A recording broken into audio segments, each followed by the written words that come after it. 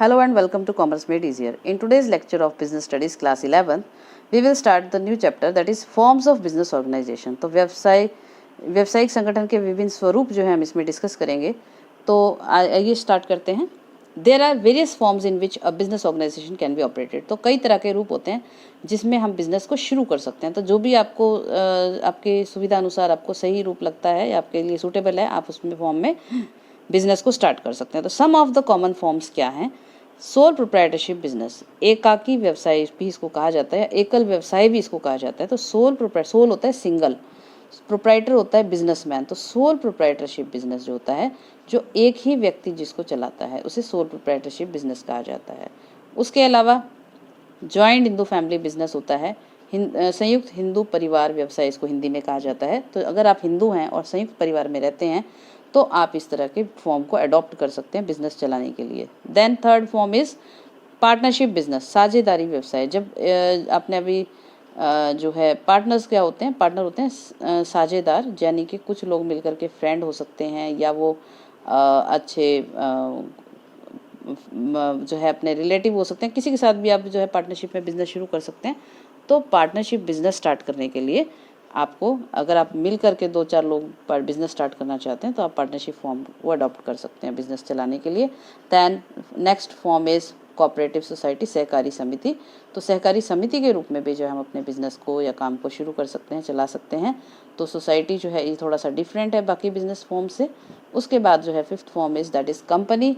तो कंपनी नाम जो है वो उसको इंग्लिश में भी, जो हिंदी में भी कंपनी ही कहते हैं. और कंपनी होती है पब्लिक या प्राइवेट, कोई भी हो सकती है, सरकारी कंपनी या प्राइवेट कंपनी. तो इसको हम 1 बाय 1 डिस्कस करेंगे, अलग अलग रूपों को और उनके फायदे, नुकसान और विशेषताएं सभी के बारे में डिटेल में डिस्कशन करेंगे. तो सबसे पहले हम डिस्कस करेंगे सोल प्रोप्राइटरशिप बिजनेस के बारे में. एकल व्यवसाय या एकाकी व्यवसाय इसको हिंदी में कहा जाता है. तो मीनिंग क्या होता है? What is soul proprietorship business? A soul proprietorship business is one which is owned and operated by one person. तो एक ऐसा व्यवसाय जिसको केवल एक ही व्यवसाय मालिक जो है व्यक्ति है और उसको चलाता भी वही व्यक्ति है, उसे सोल प्रोप्राइटरशिप बिजनेस कहते हैं. He invest all the capital in the business and all the profit goes into his pocket. तो सारे जो पैसा है बिजनेस को चलाने में वो ही लगाता है और सारा प्रॉफिट भी वो खुद ही रखता है अपने पास, किसी को देता नहीं है. तो यानी कि सोल प्रोप्राइटरशिप बिजनेस वो बिजनेस होता है जिसको एक ही व्यक्ति चलाता है, वही सारा पैसा लगाता है और सारा प्रॉफिट भी वही कमाता है. तो कोई भी आप अपने आसपास दुकानें देखते हैं, शॉप्स देखते हैं, सिंगल छोटी छोटी दुकानदार होते हैं, वो सारे ही सोल प्रोप्राइटरशिप बिजनेस में आता है. वही बिजनेस को खोलते हैं, पैसा लगाते हैं और उसको चलाने के लिए भी वही जिम्मेदार होते हैं. तो उनको सोल प्रोप्राइटरशिप बिजनेस कहा जाता है. और ये दुनिया में पाया जाने वाला सबसे बड़ा रूप है बिजनेस का, क्योंकि बहुत ही इसके फ़ायदे हैं जो हम आगे डिस्कस करने वाले हैं. इसकी विशेषताएं अब हम डिस्कस करेंगे. तो सबसे पहली जो कैरेक्टरिस्टिक्स है सोल प्रोप्राइटरशिप बिजनेस की, that is soul proprietorship business is run by single person. तो इसको सबसे बड़ी पहचान क्या होती है सोल प्रोप्राइटरशिप बिजनेस की, कि इसको एक ही व्यक्ति चलाता है. Second characteristics is all the capital invested by the proprietor. जो भी पैसा इस बिजनेस में लगा होता है वो सारा एक ही व्यक्ति ने लगाया होता है, प्रोप्राइटर यानी बिजनेसमैन, उसी के द्वारा ये सारा पैसा लगा होता है. Then he manages all the business activities. और सारा प्रबंध जो होता है बिजनेस का वो खुद अकेला ही करता है, वो किसी के हेल्प के बिना सारा बिजनेस खुद ही मैनेज करता है. चाहे वो उसकी प्रोडक्शन से रिलेटेड हो, चाहे मार्केटिंग से रिलेटेड हो, चाहे वो सेल से रिलेटेड हो या डिस्ट्रीब्यूशन से. तो ए से लेकर जेड तक जो भी काम होते हैं बिजनेस के, सारों को वही खुद ही देख रेख अपनी में करता है. तो ये इसकी एक बड़ी विशेषता होती है. Then there is no need of registration of this business. तो ये सबसे बड़ी जो खास बात है इसकी ये होती है कि इसको रजिस्ट्रेशन कराने की ज़रूरत नहीं है. अगर हम आगे पढ़ेंगे जो डिफरेंट फॉर्म्स होते हैं हमारे, जैसे कंपनी हो गया, बिना रजिस्ट्रेशन के आप कंपनी शुरू नहीं कर सकते. तो उसके लिए रजिस्ट्रेशन कराना यानी सरकार से परमिशन लेना और उसको रजिस्टर करना आपके लिए ज़रूरी होता है.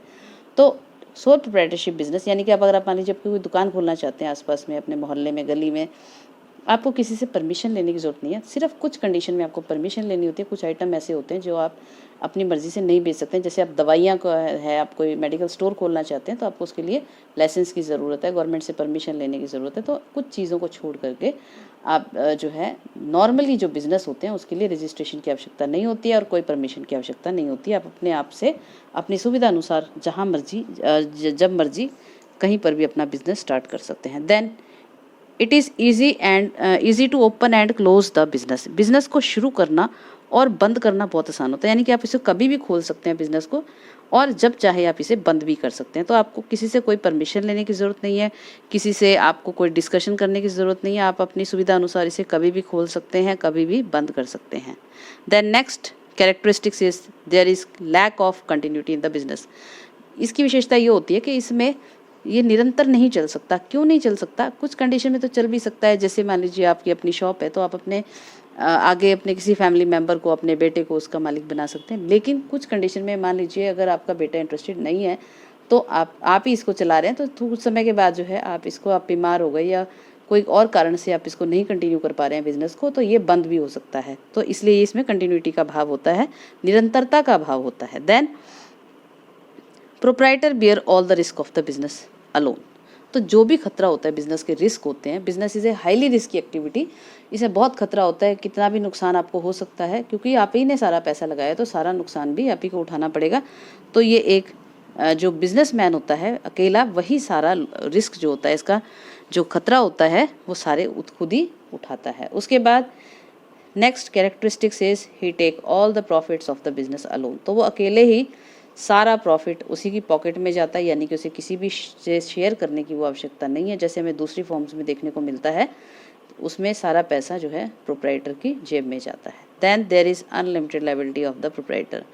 प्रोप्राइटर की अनलिमिटेड लायबिलिटी होता है। तो लायबिलिटी का मतलब होता है देनदारी, और अनलिमिटेड होता है जिसकी कोई सीमा ना हो। तो अनलिमिटेड लायबिलिटी का मतलब ये होता है कि अगर आपको बिजनेस में जितना भी पैसा आपने लगाया है, उसके बाद भी यदि आपको किसी का कोई भी पैसा देना होता है, तो आपका घरेलू सामान भी आपको बेच करके हो सकता है उसके पैसे देने पड़े, तो उसमें कोई लायबिलिटी की सीमा नहीं है।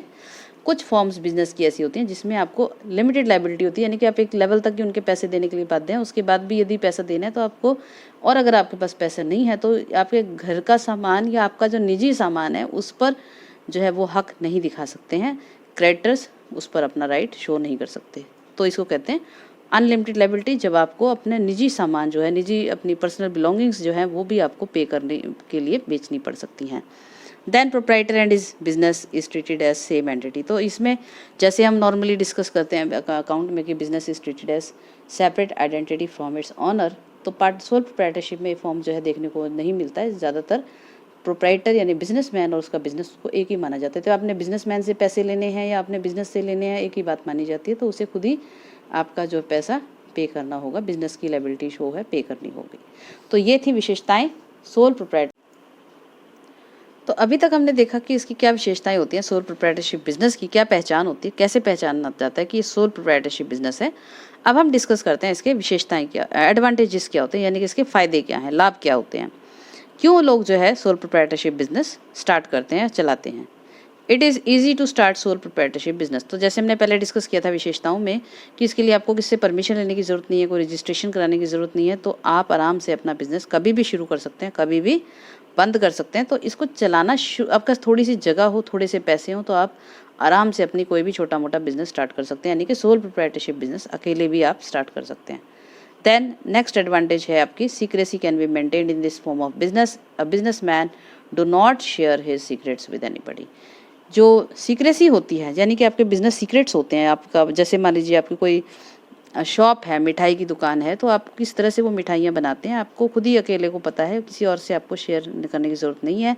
और जब तक आप किसी को बताएंगे नहीं, तब तक उनको पता नहीं चलेगा कि आपके सीक्रेट्स क्या है, किस तरह से आप कौन से इंग्रेडिएंट्स डालते हैं इसमें मिठाई बनाने के लिए, और किस तरह से उसे तैयार करते हैं। तो इस तरह से कोई भी बिजनेस हो सकता है, उसके कोई भी सीक्रेट्स हो सकते हैं जो सिर्फ बिजनेसमैन को ही पता होते हैं, प्रोप्राइटर को ही पता होते हैं। तो वो अपने बिजनेस सीक्रेट्स किसी से शेयर ही नहीं करता है, तो इससे उसको फ़ायदा मिलता है, यानी कि कोई भी उसके कॉपी नहीं कर सकता बिजनेस की।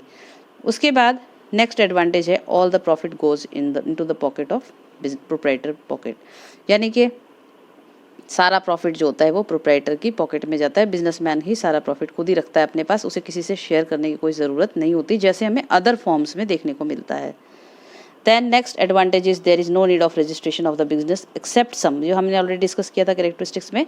कुछ बिजनेसेस के लिए हमें जो है रजिस्ट्रेशन कराना ज़रूरी होता है, परमिशन लेनी ज़रूरी होती है गवर्नमेंट से।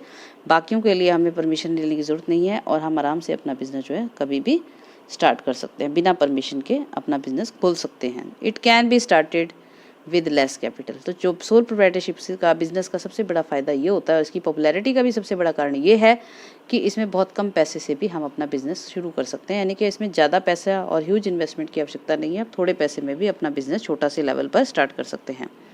Then transferability of interest is possible in this form of business. Transferability of interest का मतलब होता है कि आप अपना अधिकार जो है किसी दूसरे व्यक्ति को ट्रांसफ़र कर सकते हैं। जैसे कि आप अपनी जगह अपने किसी परिवार के सदस्य को भी जो है वो बिज़नेस सौंप सकते हैं भविष्य में चलाने के लिए। तो यदि आपकी स्थिति ऐसी नहीं है कि आप बिज़नेस को कंटिन्यू कर सकें, तो आप किसी और को भी वो बिज़नेस एज इट इज़ दे सकते हैं। अपने परिवार के सदस्य को वो जिम्मेदारी सौंप सकते हैं कि वो आपकी तरफ से आपके बिज़नेस को चलाए। तो जैसे किसी चीज़ के कुछ फ़ायदे होते हैं तो उसके कुछ ना कुछ नुकसान भी ज़रूर होते हैं। तो सोल प्रोप्राइटरशिप बिज़नेस के हमने अभी डिस्कस किए थे कि एडवांटेजेस क्या होते हैं, तो इसके कुछ ना कुछ नुकसान भी होते हैं। तो वो नुकसान क्या होते हैं, आइए डिस्कस करते हैं।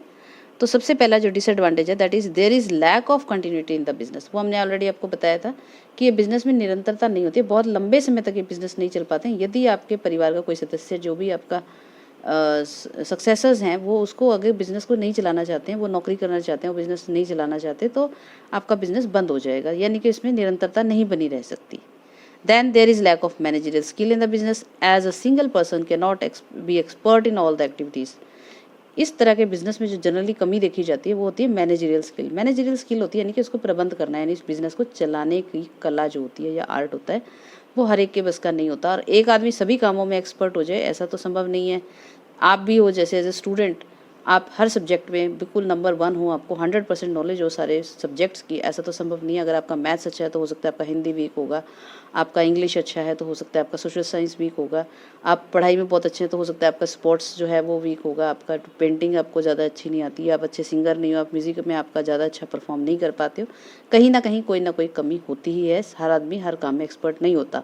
तो सोल प्रोप्राइटरशिप बिजनेस में जो बिज़नेस को चलाने के लिए हमें नॉलेज चाहिए, जो स्किल्स चाहिए, वो सारे स्किल एक ही आदमी में हो ऐसा ज़रूरी नहीं है। तो सबसे बड़ी कमी होती है, अगर हो सकता है वो अच्छा काम करता है, अच्छी चीज़ें बनाता है, लेकिन उसे बेचना कैसे है उसकी कला उसे नहीं आती है, तो या उसकी प्रॉपर पैकिंग कैसे करनी है या उसकी मार्केटिंग कैसे करनी है उसकी नॉलेज उसे नहीं है, तो कहीं ना कहीं कोई ना कोई कमी जो होती है उसका नुकसान जो है वो बिज़नेस को उठाना पड़ता है। तो मैनेजरियल स्किल का अभाव जनरली इस तरह के बिज़नेस में देखने को मिलता है। Then there is limited capital investment in this form of business. तो इसमें पैसा होता है कि एक सीमा तक ही हम पैसा इन्वेस्ट कर सकते हैं। जैसे कि आप अपना खुद का पैसा लगा लेंगे, बैंक से लोन ले लेंगे, रिश्तेदारों से लोन ले लेंगे, उसके बाद फिर आपके पास पैसे और कहीं से आपको पैसे प्राप्त नहीं हो सकते, यानी कि आपकी एक लिमिट हो गई। आप एक लेवल तक ही अपने बिजनेस में पैसा इन्वेस्ट कर सकते हैं और उसे बढ़ा सकते हैं। देन नेक्स्ट डिसएडवांटेज होती है, it is not possible to expand this business at large scale.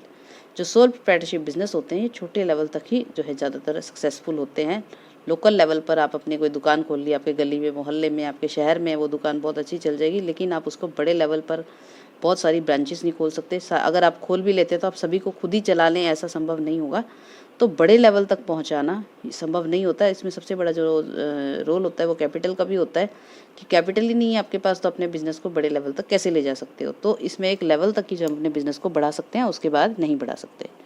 Then next disadvantage is there is these businesses are generally not registered, so people have less faith in it.